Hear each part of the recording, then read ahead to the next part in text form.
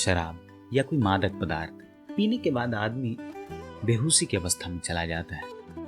अब प्रश्न यह है कि आदमी यह जानते हुए कि शराब हानिकारक या गांजा हानिकारक है फिर भी वह पीता है। आखिर क्यों पीता है? पहली बात तो यह समझना उपयोगी है कि आदमी बेहोश क्यों होना चाहता है। और ऐसा कोई युग नहीं हुआ जब आदमी बेहोश न होना चाहा हो। चाहे वेद के युग का सोमरस हो, चाहे गांजा हो, शराब हो, अफीम हो, भांग हो, या आधुनिक युग का मैरिजुआना हो, इससे कोई फर्क नहीं पड़ता। आदमी बेहोश क्यों होना चाहता है? अगर इसका सही मायने में उत्तर खोजा जाए तो पता चलेगा कि आदमी की जिंदगी सुखद नहीं है। आदमी की होश की जिंदगी वेदनापूर्ण है। आदमी जहां जीता है वहां कष्ट है, पीड़ाएं हैं। आदमी जैसे जीता है वहां दुख और जहर ही जहर है। आदमी जैसा है वहां कांटे ही कांटे हैं। इस सत्य को भूलने की जरूरत आदमी को सदा से मालूम होती रही है। भूलने को उसने बहुत सारे उपाय खोजे, रासायनिक तरकीबें खोजी भूलने की, धार्मिक तरकीबें खोजी भूलने की, शारीरिक तरकीबें खोजी भूलने की, मानसिक तरकीबें खोजी भूलने की, बहुत तरह की तरकीबें खोजी। एक आदमी गांजा पीकर भूल जाता है उस जिंदगी जहां वह था, उन लोगों को जिनसे उसका संबंध था, उन बातों का जो उसकी छाती पर पत्थर बनकर रह गई।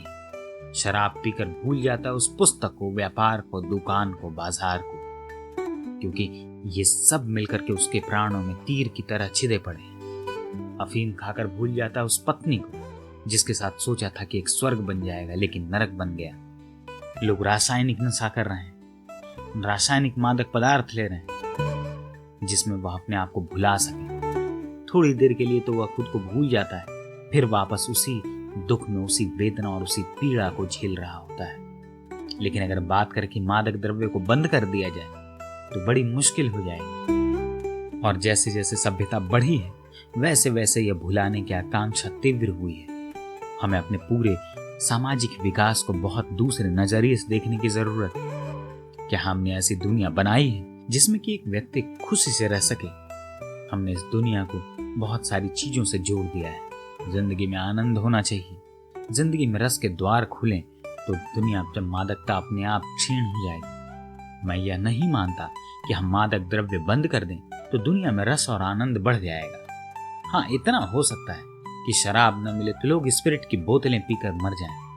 आदमी जैसा है वैसा याद करने योग्य नहीं है मेरे लिए, इसलिए आदमी कैसा हो यह सवाल है जिसे भूलने की जरूरत न रह जाए। अगर आप आनंदित हैं तो आप कभी भी किसी चीज को भूलना नहीं चाहेंगे, पर यदि आप दुखी हैं तभी आप उन चीजों को भूलना चाहेंगे जिससे आप दुखी हैं। आप भूलना चाहते तभी हैं जब कुछ चीजें हैं जिनसे आप पीठ फेर लेना चाहते हैं। वह कुछ भी हो सकता है, इससे कोई फर्क नहीं पड़ता। जिंदगी ऐसी बनाने की जरूरत है। आदमी की जिंदगी को ऐसे नियम और ऐसी व्यवस्था और ऐसी दिशा देने की जरूरत है कि जिंदगी में इतना रस और इतना आनंद हो सके कि जो भूले जिंदगी को वह अपने आप नासमझ सिद्ध हो जाए, वह खुद की आंखों में नासमझ सिद्ध हो जाए। लेकिन जिंदगी हम ऐसी नहीं बना पाते।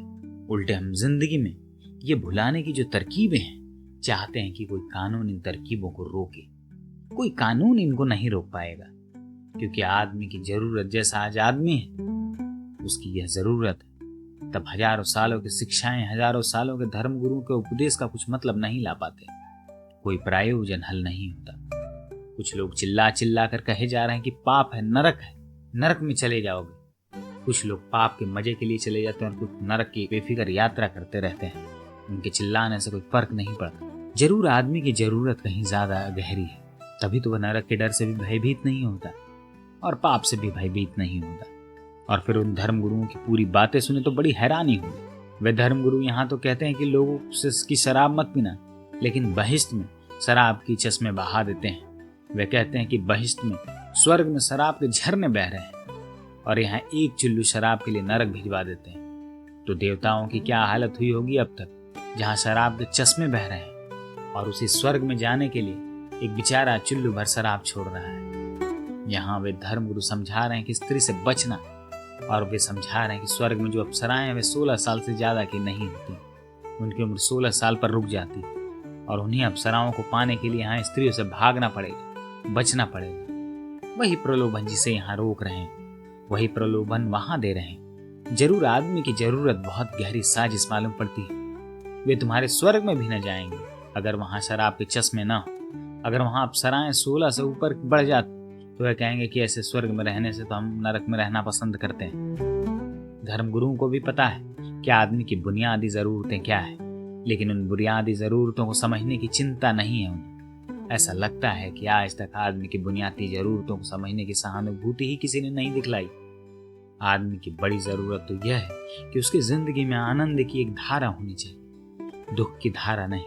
और जब तक दुख की धारा होगी लोग नशा करेंगे, मादक पदार्थों का सेवन बढ़ता जाएगा। और अगर हम यह नहीं बदल सकते, अगर हम में इतनी क्षमता नहीं है कि हम आनंद की धारा को बहा दें जीवन में, तो सरकारों को चाहिए कि एक उन्नत किस्म की शराब वो बनाए, ऐसी शराब बनाने की जो लोगों के स्वास्थ्य को नुकसान न पहुंचाए, ऐसी शराब बनाने की जो लोगों के ऊपर हैंगओवर न लाती हो, ऐसी शराब बनाने की जो स्वास्थ्यप्रद हो, ऐसी शराब बनाने की जो उनकी कोई बीमारी में न डालती हो।